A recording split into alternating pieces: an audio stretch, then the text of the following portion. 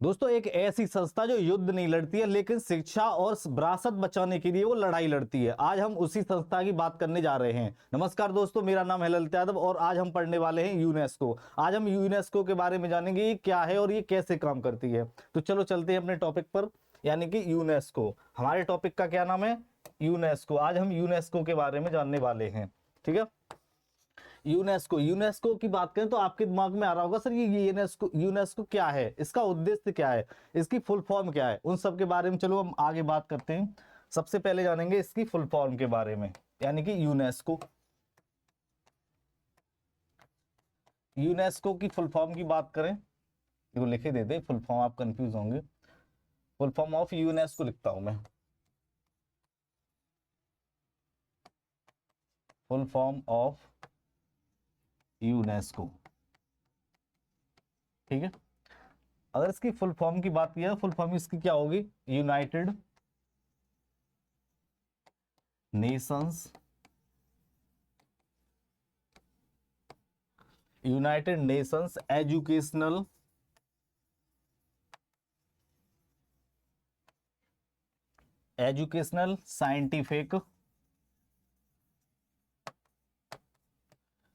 Scientific and Cultural organisation.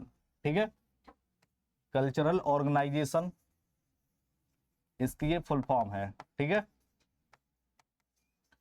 अब आपके दिमाग में आ रहा होगा इस यूनेस्को का उद्देश्य क्या है। उद्देश्य की अगर हम बात करें तो इसका उद्देश्य है विश्व में शांति और सुरक्षा स्थापित करना। ठीक है, इसके उद्देश्य आपके दिमाग में आ रहा होगा सर इसका उद्देश्य क्या है। तो उद्देश्य की बात करें तो इसका उद्देश्य क्या है?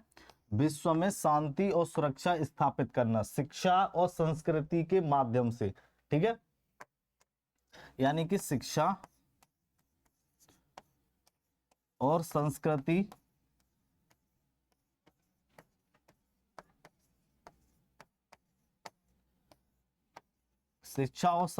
के माध्यम से शांति और सुरक्षा स्थापित करना। ठीक है, शिक्षा संस्कृति के माध्यम से शांति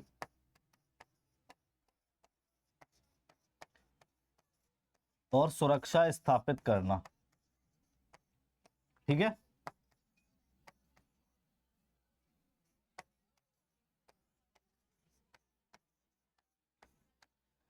यूनेस्को का उद्देश्य क्या है? शिक्षा संस्कृति के माध्यम से शांति और सुरक्षा स्थापित करना। ठीक है, अब इसके मुख्यालय की बात करें तो इसका मुख्यालय कहां पर है? अगर मुख्यालय की बात की जाए तो इसका मुख्यालय कहां पर है?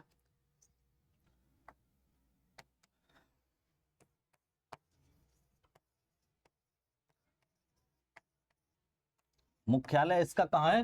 फ्रांस में। फ्रांस की राजधानी कहां? पेरिस। तो पेरिस में उसका मुख्यालय है। ठीक है, ये बात आपको याद रखनी है, पेरिस ये फ्रांस में है। ठीक है, ठीक है, गॉट इट, समझ में आया। इसका मुख्यालय कहां पर है? फ्रांस में है। उद्देश्य क्या है? शिक्षा और संस्कृति के माध्यम से विश्व में शांति स्थापित करना। फुल फॉर्म की बात करें तो इसकी फुल फॉर्म क्या है? United Nations Educational Scientific and Cultural Organization. ठीक है, इसकी आगे बात करें तो देखो जो मैंने बताया था वही है डेफिनेशन। यूनेस्को की डेफिनेशन क्या है? डेफिनेशन की बात करें, देखो संयुक्त राष्ट्र की एक विशेष एजेंसी जिसका मुख्य उद्देश्य शिक्षा, मैंने आपको बताया था, शिक्षा, विज्ञान और संस्कृति के क्षेत्र में अंतरराष्ट्रीय सहयोग के माध्यम से दुनिया में शांति, देखो शांति मैंने बताया, शांति और सुरक्षा स्थापित करना।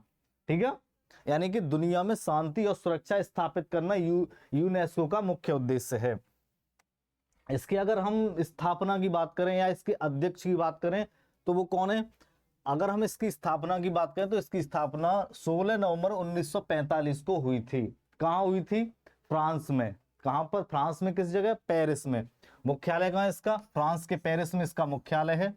ठीक है, इसके महानिदेशक वर्तमान की अगर हम बात करें तो वर्तमान इसके महानिदेशक कौन है?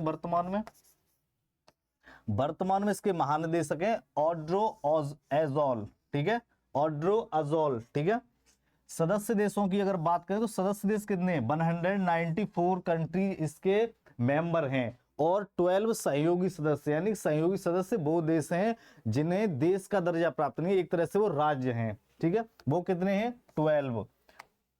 उसके बाद इसकी अगर हम मुख्य कार्यों की बात करें तो इसके कार्य 4 भागों में बटे हुए हैं।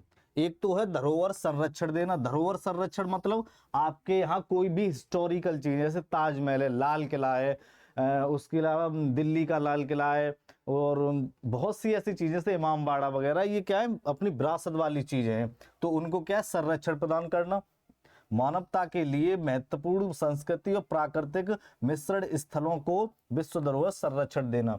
उसके बाद शिक्षा का प्रसार, यानी कि ये एजुकेशन पर बहुत ज्यादा काम करता है, हर देश की एजुकेशन व्यवस्था पर ये काम करता है और उसमें सुधार भी करता है, ठीक है, यानी कि शिक्षा में गुणवत्ता लाना। उसके अलावा वैज्ञानिक सहयोग, यानी कि जो वैज्ञानिक हैं उन पर सहयोग, यानी उनकी मदद करता है और विज्ञान के क्षेत्र में उन पर काम भी करता है, चाहे पैसे से चाहे किसी से भी ये मदद भी करता है।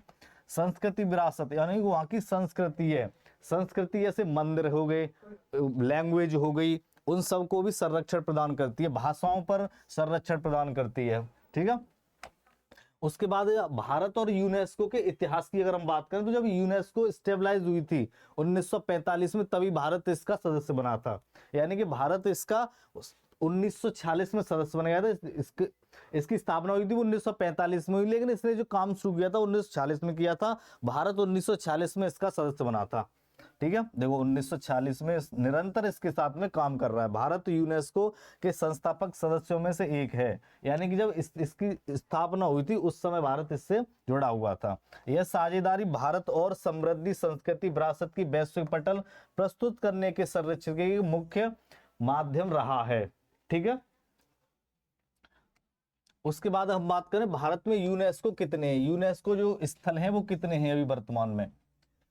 वर्तमान में भारत में 44 यानी कि 44 विश्व धरोहर स्थल हैं, जैसे ताजमहल है, लाल किला है, बहुत से राष्ट्रीय उद्यान हैं, वेटलैंड एरिया हैं, ये क्या है? यूनेस्को में शामिल हैं। कौन कौन से? 36 है वो संस्कृति स्थल हैं। संस्कृति स्थल मंदिर हो गए और उसका टेम्पल हो गए, इस तरह की जो चीजें हैं वो संस्कृति स्थल है। वो कितने? 36। टोटल कितने? 44। प्राकृतिक जो वेटलैंड एरिया है या वाइल्ड लाइफ सेंचुरी है वो कितने? 7।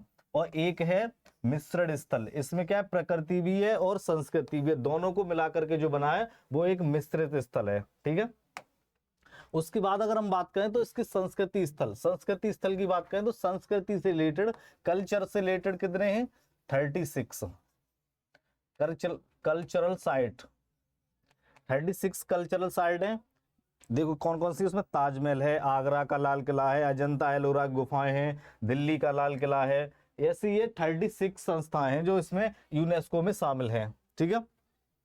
प्राकृतिक क्या है? यानी कि जो नेचुरल होती हैं, यानी पहाड़ हो गए, और देखो इसके बाद क्या? वन है, वेटलैंड एरिया है, वो कितने हैं? 7 हैं। कौन कौन से? काजीरंगा राष्ट्रीय उद्यान, सुंदरबन राष्ट्रीय उद्यान और पश्चिमी घाट, ये सारे क्या हैं? नेचुरल यानी प्राकृतिक स्थल हैं जो कि यूनेस्को में शामिल हैं, ठीक है। मिश्रित मैंने बताया था संस्कृति और नेचुरल दोनों का जो मिश्रण होता है उसे हम क्या बोलते हैं? मिश्रित स्थल। जैसे कंचनजंगा राष्ट्रीय उद्यान है, ये नेचुरल भी है और यहाँ पर एक वेटलैंड एरिया भी बनाया गया है। यह सिक्किम में देखो स्थित है, एक स्थल है ये, ठीक है। यह स्थल न केवल अपनी अद्वितीय प्राकृतिक सुंदरता और समृद्धि के लिए भी जाना जाता है, ठीक है। ये क्या? एक मिश्रण है, मिश्रण की यहां दिखाई नहीं दे रहा आपको, मिश्रण एक है, ये आपको याद रखना है। उसके अलावा हमारी संस्कृति, जैसे योगा हो गया, पूजा करना हो गया, दुर्गा पूजा हो गया, ये हमारी अमूर्त संस्कृति हैं जो यूनेस्को में शामिल हैं। यानी जो हमारी विरासतें कौन कौन सी हैं? योग करना, कुंभ का मेला हो गया, दुर्गा पूजा हो गया, ये हमारी पैतृक चीजें हैं, ये यूनेस्को में शामिल हैं, ठीक है। उसके अलावा हम बात करें तो हमारी क्लास यहाँ तक थी। ये आपको एक खुशखबरी देखने को मिल रही है, सफलता का नया अड्डा। इस पर ध्यान दें सभी लोग, अपनी उड़ान अपनी तैयारी को दें नई उड़ान। ये क्या है? अड्डा का एक ऑफर है, ठीक है।